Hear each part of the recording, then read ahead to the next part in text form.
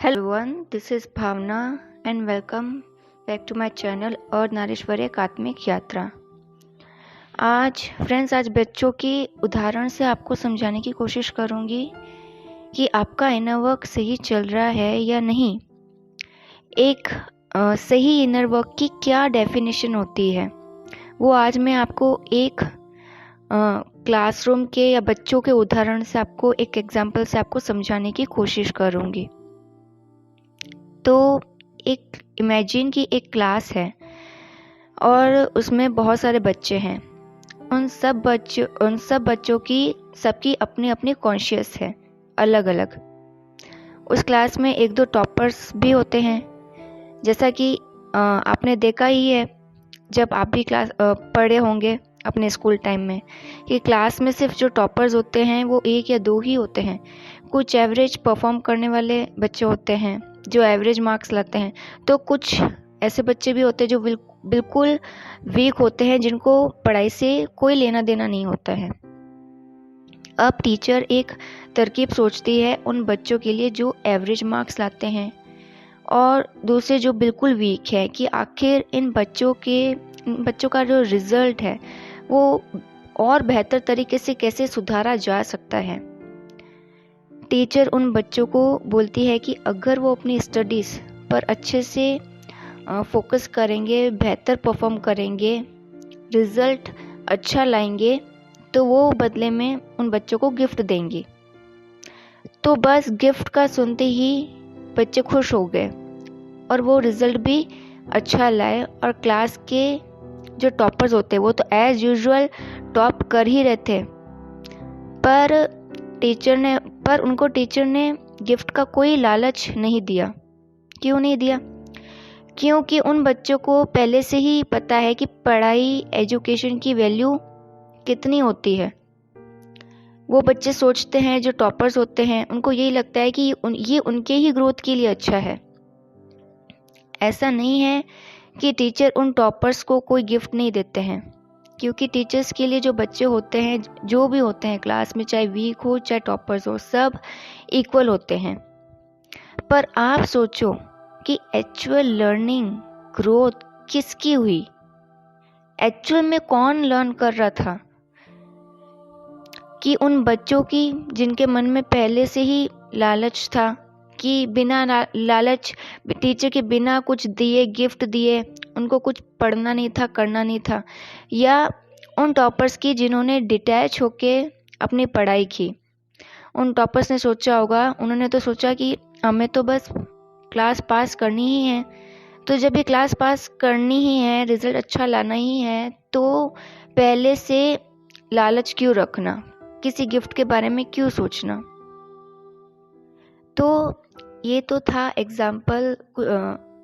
समझ आया किसी को कि क्या सीख मिल रही है इस एग्जाम्पल से? तो मैं समझाती हूँ कि आखिर यूनिवर्स इस एग्जाम्पल से क्या गाइडेंस देना चाहते हैं। यहाँ पे टीचर है, यूनिवर्स और डिवाइन, जो भी आप मानो। हम ट्विन फ्लेम्स हैं, उनके बच्चे, और ट्विन फ्लेम्स की पढ़ाई यहाँ पर है इनर वर्क।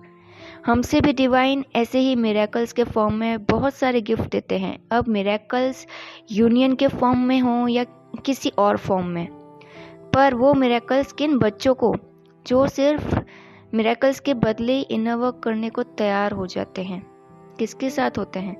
पर उन ट्विन फ्लेम्स में कहीं ना कहीं कुछ पाने की ग्रीड तो रहती ही है कि हमारे अच्छे इनर वर्क से डिवाइन मिरेकल्स तो करेंगे ही, ये तय है। पर क्या वो ट्विन फ्लेम्स सच में डिटैच होके इनर वर्क करते हैं? इस सवाल का ऑनेस्टी से जवाब देना कमेंट्स में। जो भी ट्विन फ्लेम ये वीडियो सुन रहे हैं, इससे रेजोनेट कर रहे हैं, इस गाइडेंस से रेजोनेट कर रहे हैं। वहीं कुछ इस जर्नी पर कुछ बहुत ही कम ऐसे ट्विन फ्लेम्स भी होते हैं जो कि टॉपर्स होते हैं, जो कि मास्टर सोल्स होती हैं, जो एडवांस होती हैं, जिन्होंने जो बहुत ज़्यादा स्पिरिचुअल नॉलेज अचीव कर चुके होते हैं। उनको समझ आ चुका होता है कि इस जर्नी का, ट्विन फ्लेम जर्नी का पर्पस है क्या। उनको इनर वर्क की इम्पोर्टेंस पता है कि ये करना उनके लिए कितना ज़रूरी है।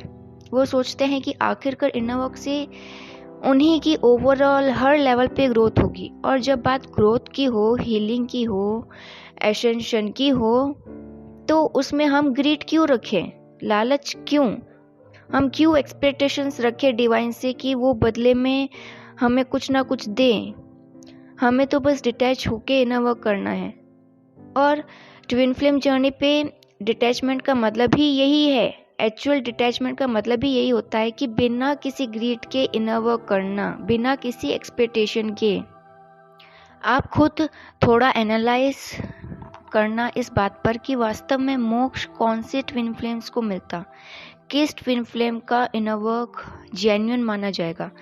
वो जिनके मन में पहले से ग्रीड थी डिवाइन के मिरेकल्स की, या वो ट्विन फ्लेम्स जो ये सोच के इनर वर्क करते हैं कि हमें तो बस हमारी ग्रोथ चाहिए, हमें तो इस बर्थ से मुक्त होना है, मोक्ष चाहिए, हमें ये क्लास पास करनी है, तो हमें तो सीखने से मतलब है, हमारी ग्रोथ से मतलब है, एसेंशन से मतलब है।